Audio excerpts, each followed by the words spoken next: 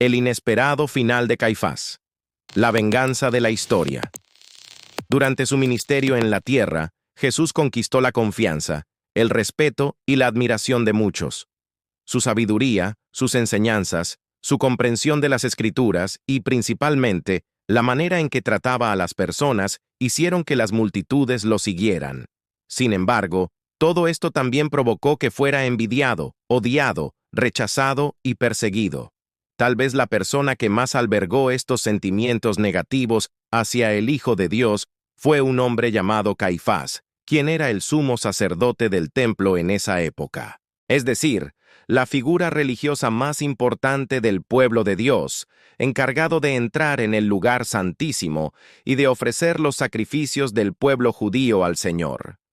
A pesar de su posición, Caifás fue uno de los principales responsables, si no el mayor, de la muerte de Jesús. En este video, voy a mostrarte el terrible final de este hombre tan malvado y perverso, quien en lugar de ser el primero en reconocer a Jesús como el Mesías que tanto esperaban, terminó entregándolo al Imperio Romano para que muriera en la cruz. Estoy seguro de que te sorprenderán e impactarán los últimos capítulos de la vida de Caifás. Pero antes de comenzar, te pido que te suscribas a mi canal. Solo tienes que hacer clic en el botón suscribirse aquí abajo del video y al lado verás una campanita. Actívala también para que recibas de primera mano mis próximos videos. ¡Listo! Ahora sí, comencemos.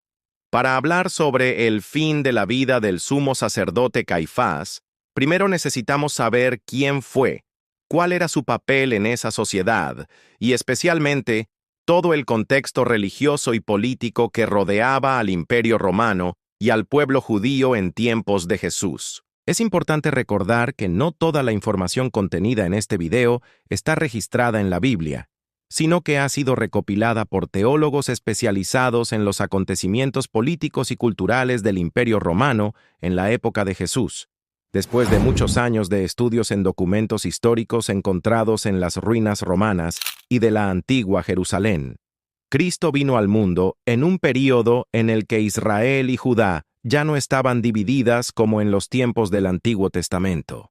La región formaba parte del Imperio Romano y era conocida como Judea. Esta ocupación impuesta por Roma instauró un sistema de gobierno centralizado que empeoró la vida de las personas con la imposición de altos impuestos y la creación de leyes que prácticamente esclavizaban al pueblo bajo el mandato del emperador.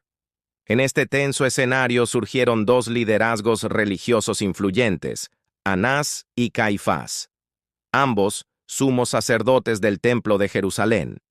Además de las cuestiones religiosas de los judíos, como los sacrificios y celebraciones anuales, también administraban el comercio y las finanzas del lugar. Caifás se convirtió en sumo sacerdote y obtuvo todo el poder que tenía, porque en el año 18, después de Cristo, se casó con la hija de Anás, cuyo objetivo principal era mantener el control del templo y de la fe judía dentro de su círculo familiar. Anás tenía tanta sed de poder que no quería ver a otro líder en Jerusalén que no fuera él o alguien bajo su influencia. Poder, corrupción y la amenaza de Jesús. ¿Y por qué Anás tenía tanto interés en mantener este control? Porque era altamente corrupto y usaba su posición para robar las ofrendas dejadas por el pueblo en el templo, además de aprovechar su influencia para engañar a las personas en beneficio propio. Caifás, además de todo esto, era un hombre oportunista con sed de poder que no toleraba que otra persona tuviera más destaque y admiración que él. También era muy inteligente y sabía manejarse con las autoridades políticas romanas, lo que le hizo ganarse el respeto del imperio. Sin embargo, tanto Caifás como Anás no aprobaban el modo en que los romanos gobernaban Judea, pero temían perder sus privilegios, por lo que actuaban según la voluntad del imperio. Así hacían lo necesario para mantener el orden entre los judíos y evitar que se rebelaran contra el emperador, iniciando una revolución. Es en este contexto que podemos entender las acciones de Caifás y Anás en relación con la prisión, juicio y crucifixión de Jesús. Además, formaban parte de una secta que no creía en la resurrección de los muertos ni en el juicio final. Dos enseñanzas que Jesús solía transmitir a quienes lo seguían. Jesús se convirtió en una gran piedra en el zapato de Caifás y Anás, ya que sus enseñanzas y milagros atraían a cada vez más judíos hacia la fe que algún día se convertiría en el cristianismo. Caifás, Anás y otros líderes religiosos comenzaron a temer que el carisma y la popularidad de Jesús pudieran provocar una revuelta popular, dado que el pueblo no aprobaba el gobierno romano. Esta preocupación aumentó aún más cuando Jesús resucitó a Lázaro. En el Evangelio de Juan, capítulo 11, los jefes de los sacerdotes y los fariseos convocaron una reunión en el Sanedrín y dijeron: ¿Qué estamos logrando? Ahí está ese hombre realizando muchos milagros. Si lo dejamos actuar, todos creerán en él, y entonces vendrán los romanos y destruirán nuestro templo y nuestra nación. Este miedo llevó a Caifás y a otros líderes a idear un plan para capturar y matar a Jesús. Sabían que no podían arrestarlo públicamente, ya que eso generaría aún más revueltas. Así que pasaron meses buscando una forma de capturarlo en secreto. Mientras Caifás pensaba en cómo arrestar a Jesús, negociaba con las autoridades romanas para asegurarse de que ese hombre pagara por sus supuestos errores de una forma ejemplar, para que no regresara a vivir con los judíos. Solo así, el Imperio Romano estaría libre de una posible revolución popular. Un día Caifás y Anás vieron en la codicia de uno de los discípulos de Jesús la oportunidad que tanto habían esperado para arrestarlo.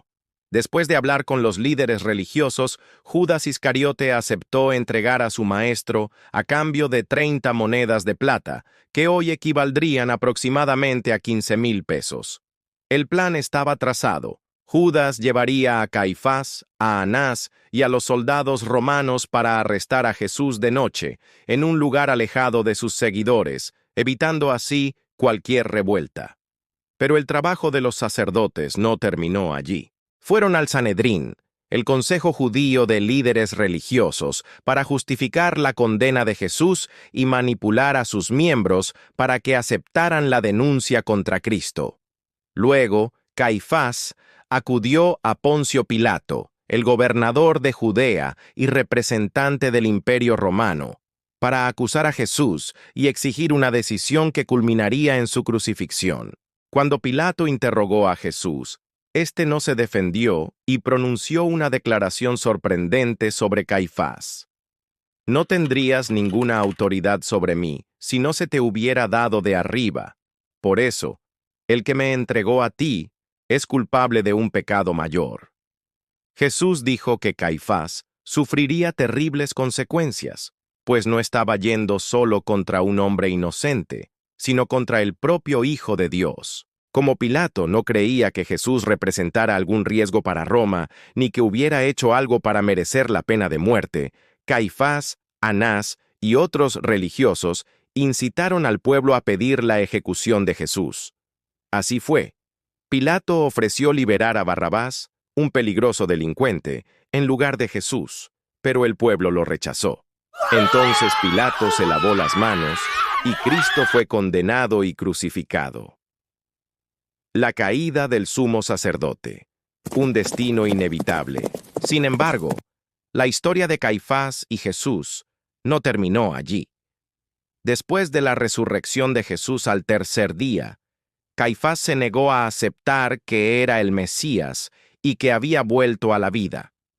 A pesar de ver la tierra temblar, el sol oscurecerse y el velo del templo rasgarse por la mitad, tal como las Escrituras lo habían profetizado, Caifás y Anás no solo negaron la resurrección de Cristo, también persiguieron, encarcelaron, torturaron e incluso mataron a aquellos que proclamaban que el Mesías había venido, se había entregado y resucitado. Entre sus víctimas se encontraba Esteban, uno de los primeros diáconos de la iglesia primitiva, quien fue apedreado en público por declarar su fe en Jesús. Sin embargo, Caifás no imaginaba que sus días de gloria y poder estaban a punto de terminar. Cerca de 3 años después de la muerte y resurrección de Jesús, El Imperio Romano descubrió que Caifás usaba su cargo para robar dinero del templo y beneficiarse de los impuestos recaudados de los judíos. Así fue, destituido, juzgado y condenado por el imperio. Los historiadores creen que recibió la pena de muerte por alta traición, y antes de ser llevado a Roma para escuchar su sentencia, habría sido azotado y fallecido debido a las heridas sufridas. En 1990, arqueólogos israelíes encontraron un osario perteneciente a Caifás y a su familia, confirmando su existencia y su posición como líder de la religión judía en el primer siglo después del nacimiento de Jesús. No podemos afirmar con absoluta certeza que así fue el final de Caifás y Anás, ya que como mencioné al inicio de este video, parte de estos eventos están en la Biblia, mientras que otros se encuentran en documentos históricos de la época. Lo que es seguro es que Caifás fue un hombre cruel, utilizado por Satanás para condenar a Jesús. Sabemos que la muerte de Cristo ya estaba profetizada en el Antiguo Testamento más de 1000 años antes, y era necesaria para nuestra salvación. Sin embargo, esto no exime a Caifás, Anás y a otros de la responsabilidad por la muerte de Jesús. Todos tenemos el libre albedrío para elegir nuestros caminos. Así te pregunto, ¿qué tipo de fruto estás produciendo últimamente? La palabra de Dios nos compara con árboles que deben dar buenos frutos. En Mateo capítulo 7, versículo 19, Jesús dijo que todo árbol que no da buen fruto es cortado y echado al fuego. Recuerda que la religión no te salvará. Caifás y Anás eran sumos sacerdotes, líderes de la fe del pueblo de Dios, pero no tuvieron un verdadero encuentro con Jesús. Mi deseo hoy es que pidas al Espíritu Santo que te revele quién realmente es Jesús y lo que significa en tu vida. Amén.